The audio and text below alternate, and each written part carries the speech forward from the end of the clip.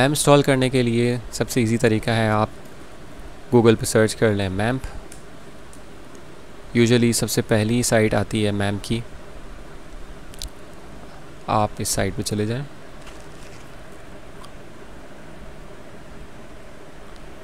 यहाँ पे आपके पास डाउनलोडिंग के डिफरेंट ऑप्शंस अवेलेबल होंगे।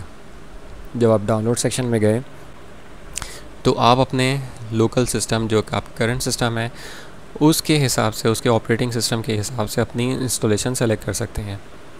यहाँ पे हम देख सकते हैं कि हमारे पास दो ऑप्शन अवेलेबल हैं, मैम्प एंड मैम्प प्रो 5.7 फॉर मैकिन्टॉश, और दूसरा ऑप्शन है फॉर विंडोज़। इसके अलावा मुख्तलिफ़ ऑप्शंस हैं, व्यूअर अवेलेबल है मैम्प का, ये